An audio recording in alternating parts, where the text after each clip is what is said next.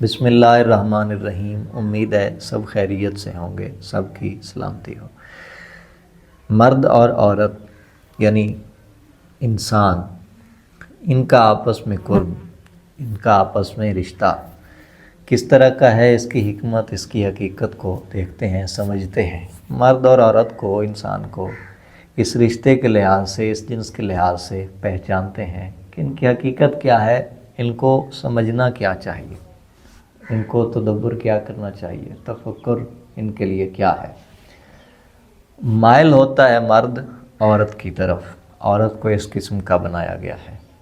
عورت کا مرد کی طرف مائل ہونا ایک دوسری صنف ہے، گو کہ دونوں کی علیحدہ علیحدہ جزیات ہیں، لیکن حقیقت یہی ہے اور آسانی سے سمجھ لیجئے۔ مرد مائل ہوتا ہے عورت کی طرف، لیکن اس کے حسن کی وجہ سے۔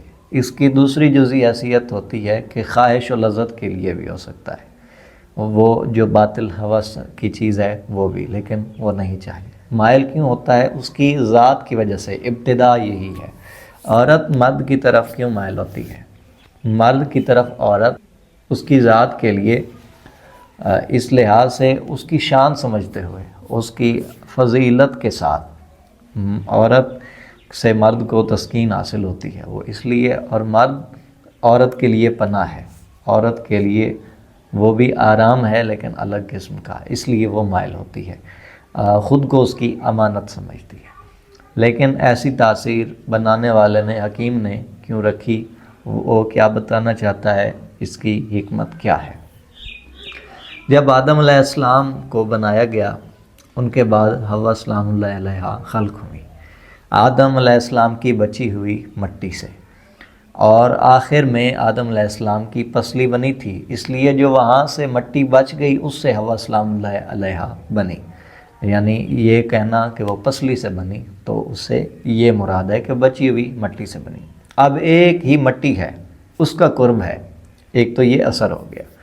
دوسرے نمبر پر بنانے والے کی حکمت یہ تھی کہ جس طرح اس نے ایک ہی شے سے آدم کو بنا لیا، اس میں روح پھونک دی، اسی طرح اسی نے اسی شے سے دوسری ایک صورت پیدا کی۔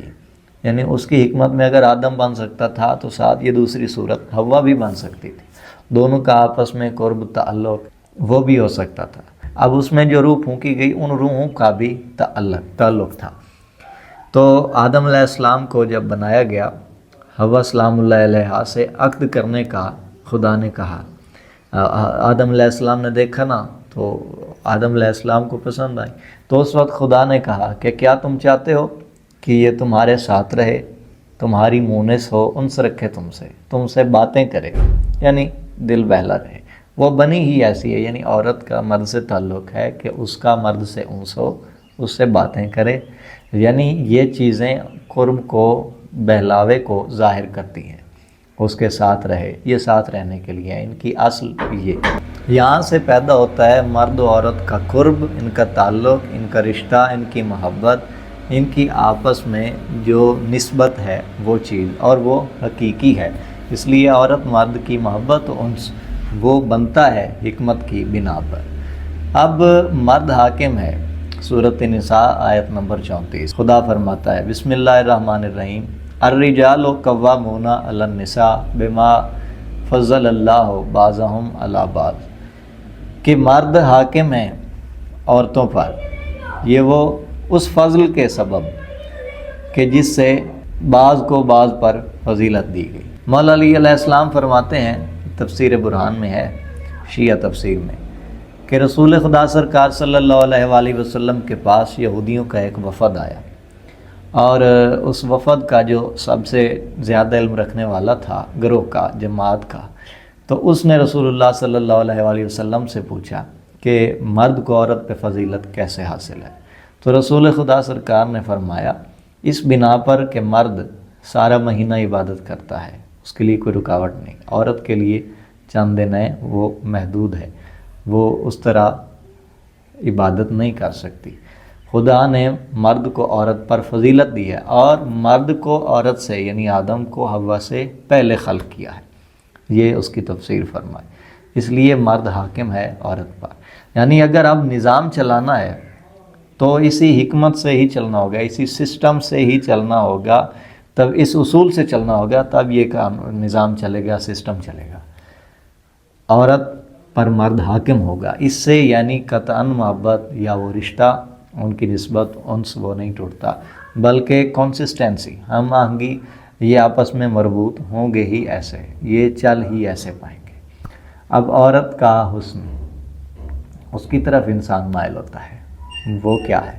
حسن اس کی ذات کا ہے، حسن حقیقی ہے، نہ کہ یہ جو ظاہری بناوٹ و آرائش سمجھی جاتی ہے، یہ تو زیادہ تر حسن کو ضائع کر دیتی ہے۔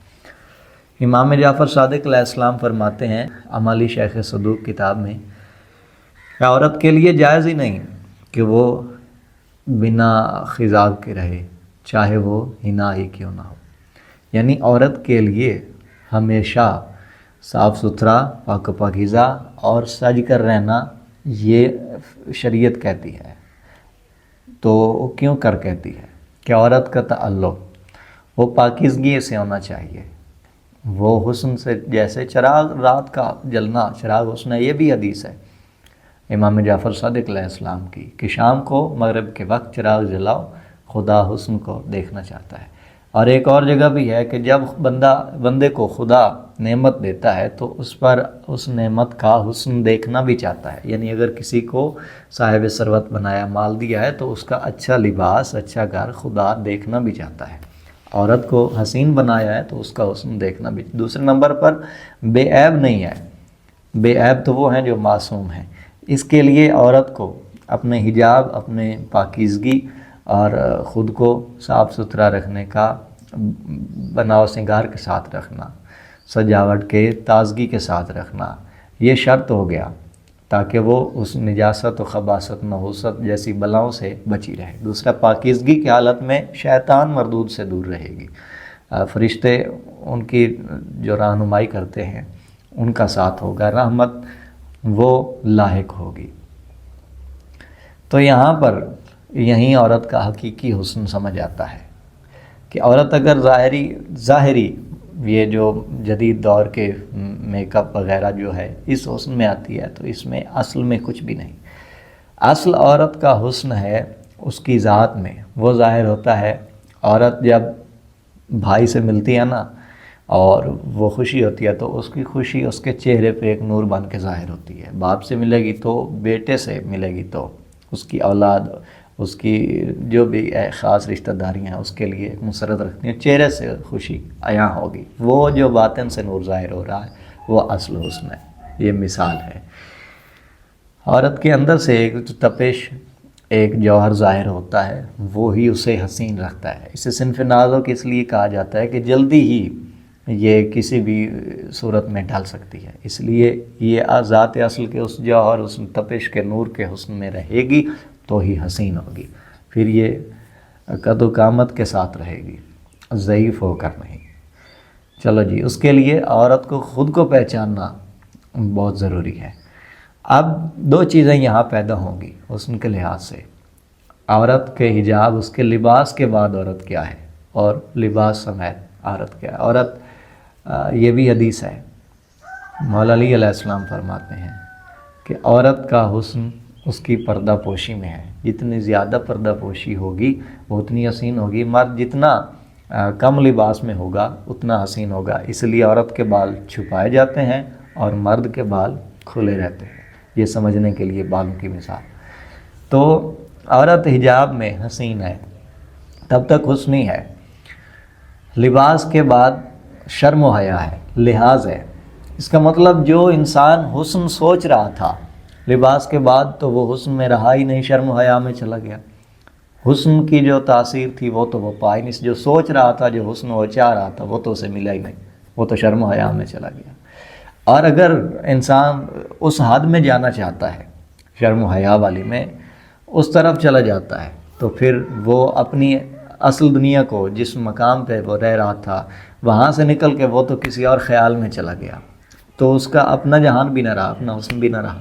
تو عورت کا حسن سمجھیے، حسن اور ہے، لذت اور ہے۔ یہیں جان ایلیا کی حکیمانہ بات، کیونکہ وہ شاعر، ادیب اور صاحب حکمت تھے، کیسے حکمت انہوں نے ادب میں کہی، اردو ادب میں، کہ نہ کرو بحث ہار جاؤ گی، حسن اتنی بڑی دلیل نہیں. وہ حکمت میں انہوں نے بہت بڑی بات کر دیا اور واضح طور پر ہے، حقیقی بات ہی ہے، ادب میں ثابت ہو گئی. اس فلسفے پر اس بحث میں مت پڑو، بہار جاؤ گی. تو کیا کہنا چاہتے ہیں کہ حقیقی حسن کیا ہے عورت کا، وہ سمجھنے کی چیز ہے. جسے وہ سمجھ آ جائے گا اسے عورت کی حقیقت اور اپنا ہدف و اپنا وظیفہ سمجھ آ جائے گا. تو یہیں حقیقت پائی جا رہی ہے. اس لیے سب کو اپنے آپ کو پہچاننا چاہیے، اور مرد حاکم ہے. اسی طرح نظام چلتا ہے. بہت شکریہ. السلام.